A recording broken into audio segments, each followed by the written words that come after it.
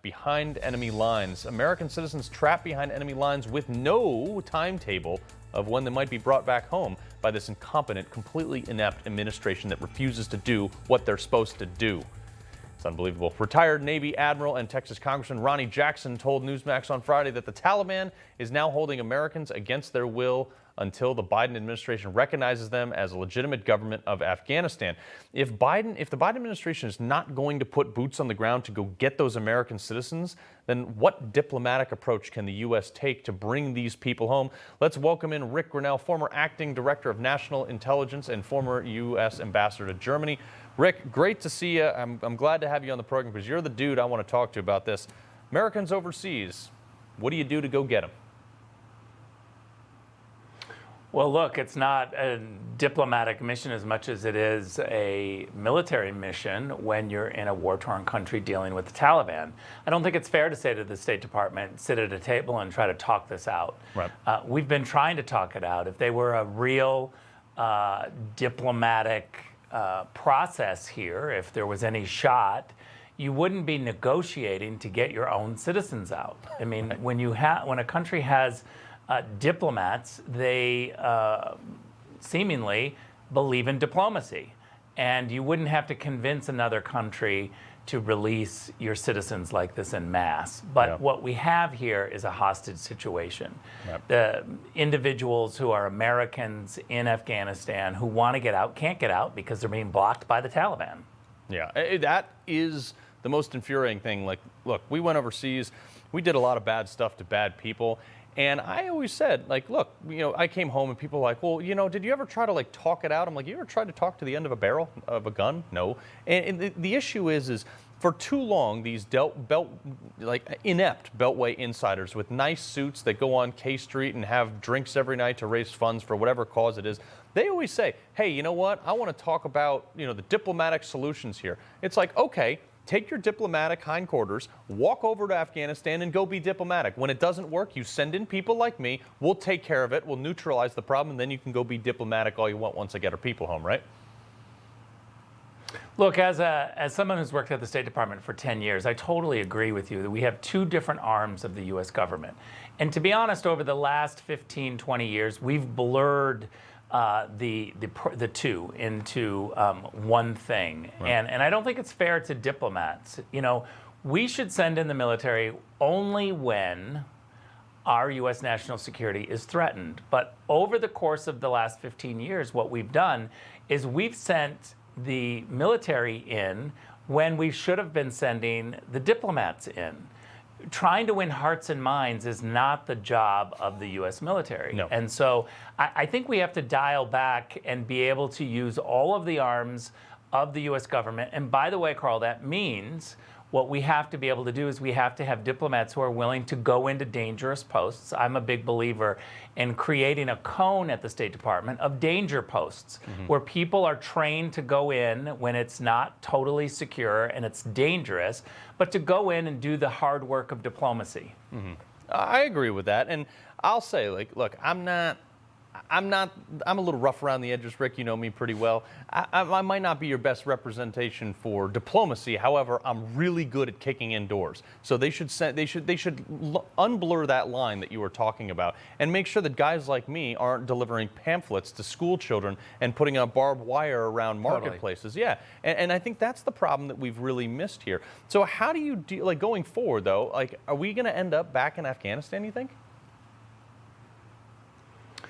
Well, look, I have one criteria for boots on the ground, and that's only when the U.S. national security is threatened. And that's not saying that we don't have bases overseas to strategize. But when we send boots on the ground, when they leave the base, when they are there to gather intel or to solve problems with a gun, then our national security better be threatened. And I think up until that point, we need to have diplomats who are doing the hard work.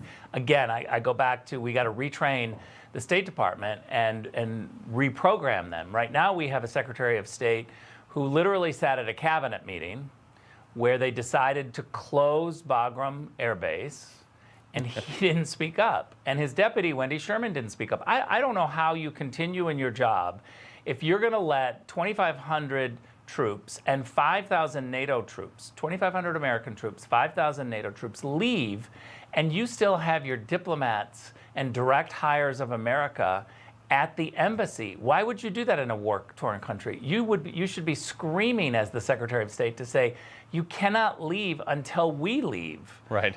And yet they sat silent. And so abandoning Foreign Service officers, abandoning direct hires of the United States of America overseas, like Anthony Blinken and Wendy Sherman did, is unforgivable. Where's Congress? Right. This is not the way that we would allow a cabinet secretary to function. They failed, and they failed miserably and dangerously. We're lucky that we didn't have mass slaughter at the embassy. Yeah, no, I completely agree with that. I think the fact that we got and the 13 casualties are exactly that. They're casualties, but we are lucky it wasn't far worse. Now, Rick, the big thing that I got to talk to you about is China. All right, Trump made a big deal about China. He was right. Everybody ridiculed him, and then he proved he was right. Now they're like, hey, guys, Taliban, like, we're going to be your new partner in all this. By the way, let me get access to that $1 trillion lithium mine that you have there. And let's see how we can forge ahead this relationship. And a lot of our allies, especially Taiwan, are like, what just happened here?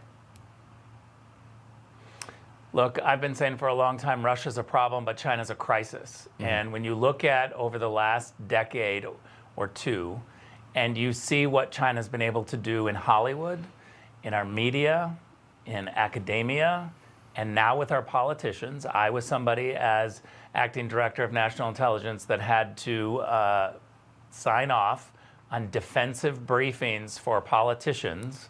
And what that means is a briefing from intelligence officers to tell politicians that they've stepped in it and they somehow are mixed up with Chinese spies. And that's unacceptable. And it had happened way too many times. And so I think we have to recognize that while the entirety of the Democratic Party continues to scream, look over there, Russia, Russia, Russia, that's the Beijing line. China loves it when the entirety of the Democratic Party is saying, don't look at China, don't look at Wuhan, don't look at the rise of China, because everything is about Russia, Russia, Russia. China loves it. Yeah.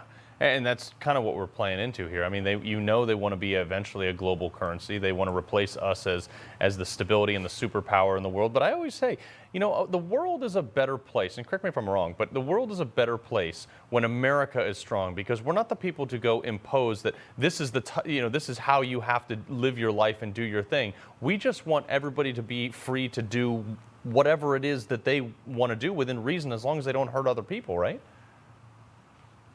Yeah, look, I would go a step further. I would say that multilateral organizations, the UN, NATO, do not work without U.S. leadership, and therefore global policy doesn't work without U.S. leadership. And so we need an America that is engaged when it's appropriate. But I also love the Donald Trump philosophy of America First, because our diplomats and the entire State Department should be making the case that when you put America first, the rest of the world benefits. The world is safer, human rights are protected, capitalism is protected, the rule of law is furthered.